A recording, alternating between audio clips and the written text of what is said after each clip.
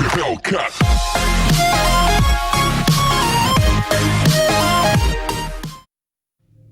Hello and welcome back to the channel where at long last it is time to take a look at Shining Force 3 Part 3. Now I'm not going to lie, I recorded this footage probably about 8 or 9 months ago now, but I've only just got round to reviewing it for whatever reason. Now Scenario 3 picks up about 60% of the way through Part 2, where Julian has just left the Medium Force and he has taken his own force along with Grazia to go directly against the Bulzome Sect and try and put a stop to their devilish ways.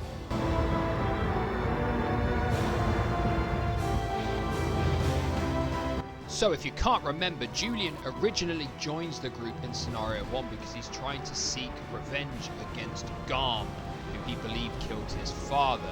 But by Scenario 3, he has become the leader of the entire coalition of Symbiosis Force, Medians, and eventually his own, and he will lead a final battle against Bulzome. It's kind of like a three-pronged battle where you face off against the final bosses of the game.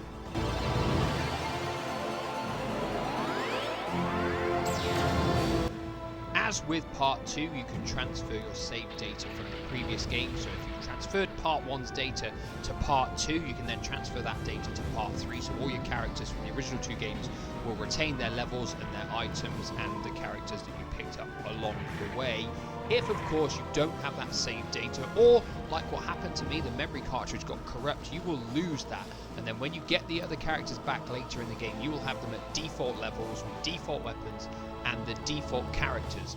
Alternate characters that you've picked up will not be in your team come the end of the game, and it does make it a little bit more of a challenge going against those final battles.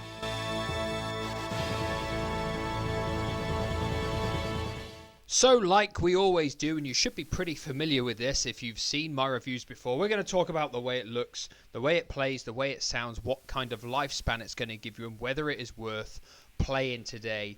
Talking about the visuals, you are going to get exactly the same as what you got in Scenario 2 here. So it is some of the better looking graphics on the system. I'm not going to lie, I've been playing Mysteria recently, and you remember just how bad that looked and how good this looks in comparison to that. So games did get better as we went along through the Saturn's lifespan, and Shining Force 3 Part 3 is a pretty decent looking game. The same kind of 3D environments as we got with the previous two in terms of the world map and the towns, and then the battle engine with the graphics changing between the standard combat view and then your 3D perspective when you go through all your moves. It's good, it works well, it's really decent looking.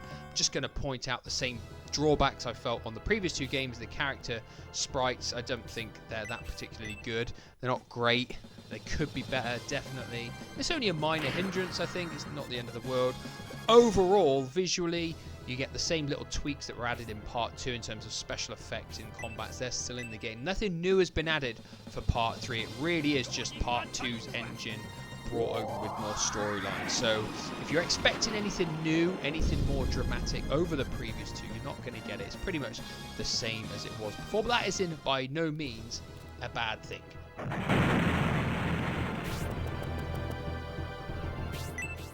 So moving on to the way the game sounds, and just like the previous two games, the game sounds absolutely fantastic. The music tracks in the game are fantastic. They're fitting of the game. They're really good stuff, and you've got some memorable tunes in combat. They stick in your head quite a bit after you finish playing the game and you turned it off. And I've really got absolutely no complaints. Maybe there's not enough new music in the third game as perhaps you might want, but that again would be a minor nitpick, because what is here is really good quality stuff. It's what you want from an RPG, memorable music, and I really think that helps any RPG in general, and Shining Force 3 is no exception. It's got a really decent soundtrack, and there's not anything really too bad to say about it.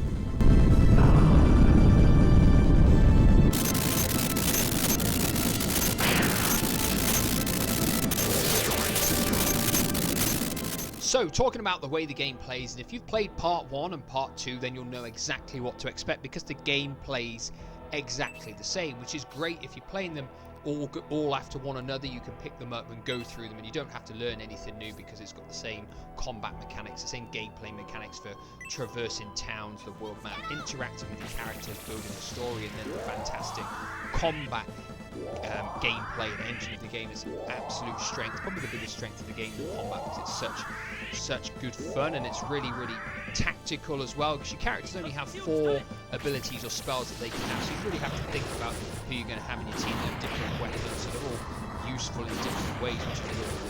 Probably one of the small criticisms is you don't get to pick when you activate your combat special moves. There's no limit bar or anything, and you'll just be in combat and your special moves will just activate at random. There's nothing you can do about that. So you do a normal attack one turn, you may do a special move the next turn, and obviously your characters only have 4 actual spells or abilities that they can use, so that they are a little bit limited. Perhaps more would have made it diverse, but at the same time that would have taken away some of the challenge from the game. But there is nothing bad I can say about the way the Shining Force 3 Part 3 plays.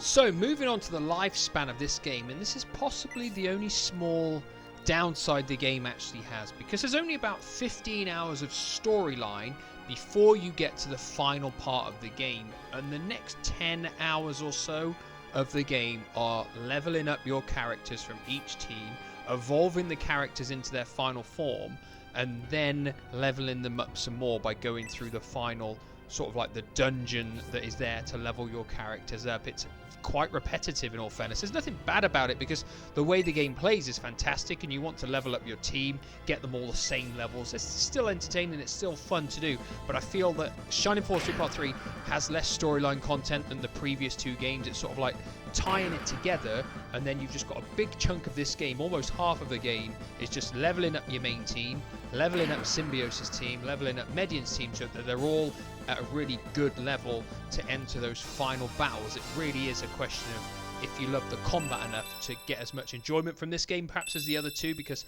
the other 2 had more storyline to them and it was broken down more, whereas like I said, this game, 15 hours of story and then you're at the final place and you're just leveling up before going into the final battle. So it's really a question of if you can tolerate that kind of gameplay element as to whether you think the lifespan is enjoyable in your own right, if that makes sense. It sounds a bit convoluted, a bit confused, but that's what it is for me. But I enjoyed it nonetheless, perhaps not as much as the other 2, but still in its own right. It's got a pretty decent, I think, about 30 hours of gameplay.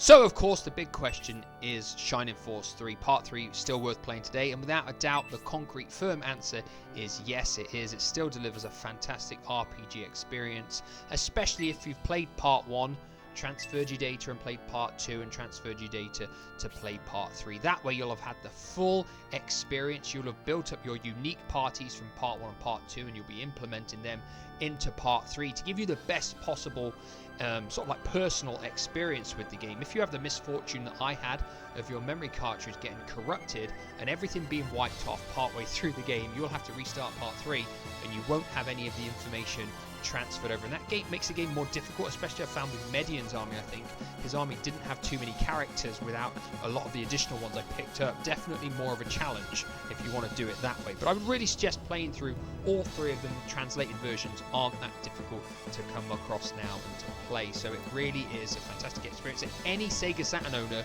should really have played through, in my opinion. They're really good quality games, right up there as the very best. At the moment, we know the top 10 on my PAL list is Shining Force 3 Part 1, the only one that came out in the PAL region. That is number 1. It's my best Saturn game that I've played to this day. There's probably about 50 of the games I reviewed is still up there.